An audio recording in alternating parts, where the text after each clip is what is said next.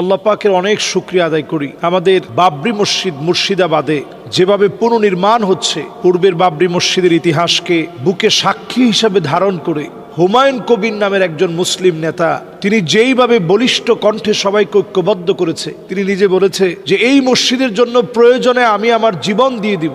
লক্ষ লক্ষ মানুষ মিলে কেউ ইট নিয়ে এসেছে, কেউ রড নিয়ে এসেছে, কেউ সিমেন্ট নিয়ে এসেছে। 280 কোটি টাকা বাজেট করলেও একদিনের ভিতরে এত পরিমাণ টাকা উঠেছে যা কল্পনার বাহিরে। একজনই 80 কোটি টাকা দিয়ে দিয়েছে, 1 কোটি টাকা দিয়ে দিয়েছে এমন লোক আছে। তো এইভাবে করে ছোট্ট ছোট্ট ইট মিলিয়ে বিশাল এলাকা জুড়ে মুর্শিদাবাদে গড়ে উঠবে বাবরি মসজিদ। যারা আমাদের বাবরি মসজিদকে ভেঙে দিয়ে মনে করেছে মুসলমানদের নামকে তারা মিটিয়ে দিতে পারবে, ভারত হচ্ছে সেই জায়গা যেখানে 900 বছর মুসলমানরা শাসন করেছে।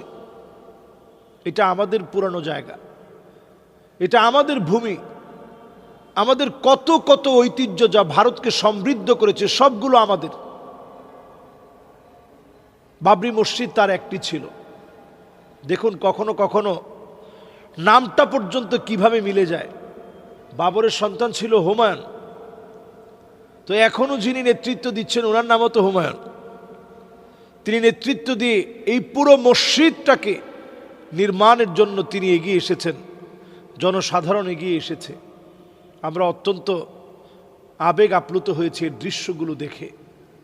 বৃদ্ধ বৃদ্ধ মানুষ এক একটা ইট নিয়ে আসতেছে আর মনে হচ্ছে যেন এটা মুসলমানদের একটা বিজয়।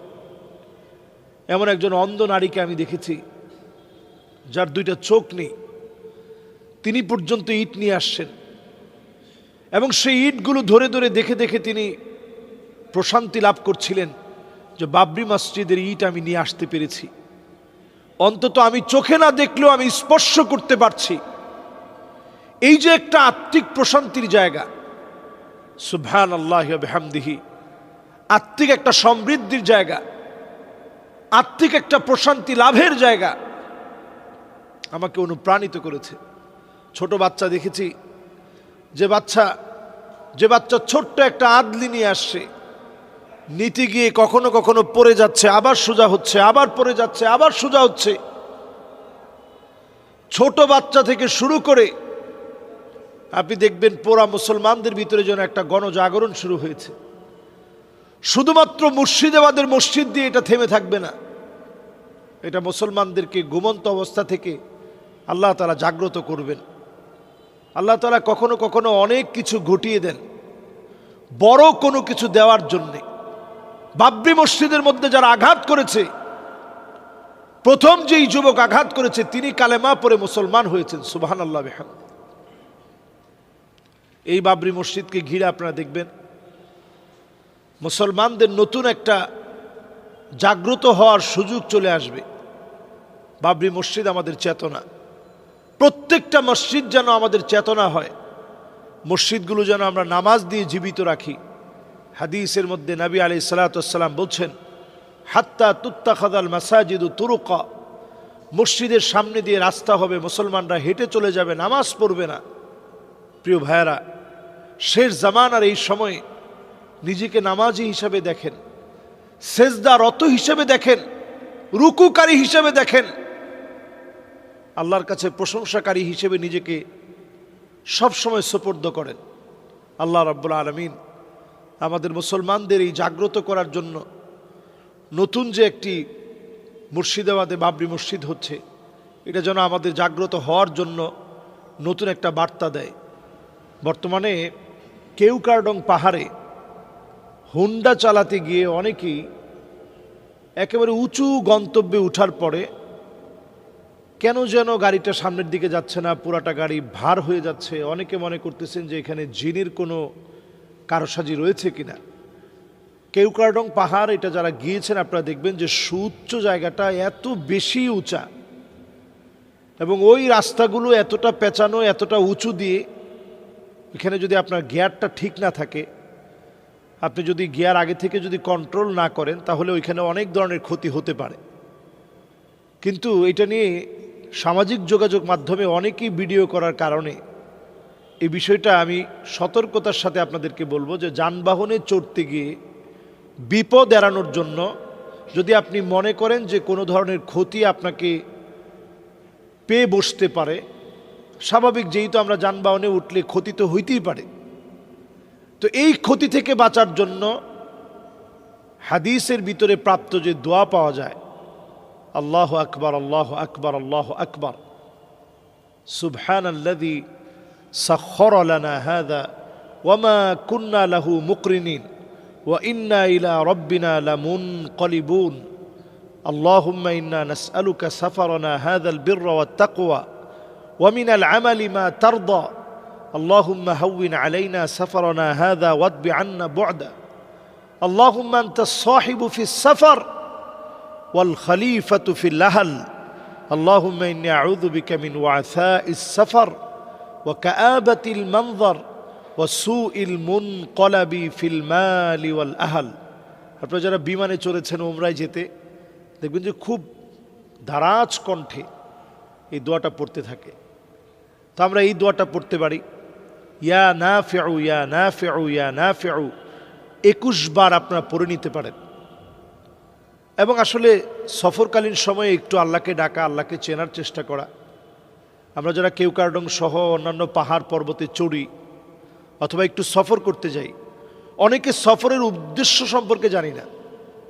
এই উদ্দেশ্য সম্পর্কে না জানার কারণে মূলত আমরা সফরে গিয়ে অনেক গুনাহের কাজ করে ফেলি এবং এতটা গুনাহে আমরা রত থাকি। এই জন্য আল্লাহ তাআলা বড় বড় পরীক্ষাও নিয়ে নেন। সফর কিন্তু এই জন্য না, শুধুমাত্র হাসি আনন্দের জন্য সফর না। সফর হতে হবে কুল সিরু ফিল আরদ ফানজুরু কাইফা বাদা আল খালক, জমিনের মধ্যে সফর করতে হবে, লক্ষ্য করতে হবে আল্লাহ কিভাবে সৃষ্টির সূচনা শুরু করলেন। সুম্মা আল্লাহু ইউনশিউন নাশআতাল আখিরা, আবার এগুলো সবগুলোর আল্লাহ তাআলা আখিরাতে ধ্বংস হওয়ার পরে যেটার প্রয়োজন হবে আল্লাহ তাআলা সাক্ষী হিসাবে দাঁড় করাবেন। এই জমিনটা কিন্তু আমাদের আমল নামার ব্যাপারে সাক্ষী হবে, আমাদের আমল নামার ব্যাপারে এই জমিন সাক্ষী দিবে। কাজেই যখন আমরা সফরে বের হব, কুসংস্কার থেকে আমাদের বের হতে হবে। এই যে হাতির জিরা আমার মসজিদ, এই হাতির জিলে একটা সময় মানুষের ধারণা ছিল যে এই মোড়ে কিছু হলেই গাড়ি অ্যাক্সিডেন্ট হয়, সেখানে বাচ্চার চিৎকার শোনা যায়। এরকম অনেক কল্পকাহিনী মানুষের মধ্যে রূপকথার মতো এক সময় প্রচলিত ছিল। সেই প্রচলিত রূপকাহিনী থেকে হাতির জিলে এরকম প্রচলিত যে রূপকাহিনীগুলো সব ছড়ায় ছিল, এগুলো থেকে খুব বেশি দিন যেতে হয় নাই। আলহামদুলিল্লাহ, এলাকার ওলামায়ে কেরাম মিলে তারা সবাইকে বোঝানোর চেষ্টা করছেন যে সবাই এখান দিয়ে পার হওয়ার সময় আল্লাহর নাম নিয়ে পার হব। রাস্তাঘাটে কখনো আমরা পিছনের দিকে তাকাবো না, বিশেষ করে রাত্রিকালীন সফরে পিছনের দিকে আমরা তাকাবো না। এবং রাত্রিকালীন সময়ে আমাদের শরীর যদি ভার হয়ে যায়, পিছনের দিকে আমরা দেখব না, আল্লাহর উপরে ভরসা করে বিসমিল্লাহি তাওয়াক্কালতু আলাল্লাহ লা হাওলা ওয়ালা কুওয়াতা ইল্লা বিল্লাহ ইয়া হাইয়্যু ইয়া কাইয়্যুম পরে আপনি সামনের দিকে হাঁটতে থাকেন।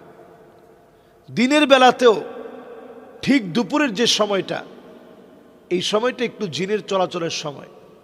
তো এই সময়টাতে স্বাভাবিক দু একটা হুন্ডা এদিক সেদিক হতে পারে, কারণ তারা অনেক সময় ভয়ভীতি সৃষ্টি করার জন্য এই জাতীয় কর্মকাণ্ড করতে পারে। তাই বলে এটাকে একেবারে রটনা হিসাবে যদি আপনি রটিয়ে দেন, তাহলে এটা আসলে একটা মুমিনের কাজ না। ইমানদারের কাজ হচ্ছে সব জায়গায় আপনি যখন যাবেন আল্লাহর উপরে তাওয়াক্কুল করে যাবেন, বিসমিল্লাহি তাওয়াক্কালতু আলাল্লাহ, আল্লাহর উপরে ভরসা করে আপনি যাবেন, আল্লাহর উপরে ভরসা করে আপনি পার হবেন। সকল কাজ আমরা আল্লাহর উপরে ভরসা করে আল্লাহ রাব্বুল আলামিনের কাছে সাহায্য চেয়ে আমরা কাজগুলো করব। অবশ্যই আল্লাহ রাব্বুল আলামিন আমাদেরকে বিপদ মুক্ত রাখবেন, মুসিবত মুক্ত রাখবেন। এরপরে টুকটাক যে মুসিবত চলে আসবে এটা কদারাম মাকদুরা, আল্লাহ তাআলা এইভাবে লিখে রেখেছেন, এইভাবে আসছে, আপনি এটাতে সবর করতে হবে। এই সবরের মধ্য দিয়ে হয়তো আল্লাহ তাআলা বড় বিপদ দিতেন, অল্প বিপদের মধ্যে আল্লাহ তাআলা সারিয়ে দিয়েছেন।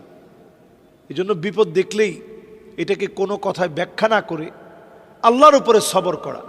আল্লাহ তাআলা আমাদেরকে তৌফিক দান করুক। আসসালামু আলাইকুম ওয়া রাহমাতুল্লাহি ওয়া বারাকাতুহু।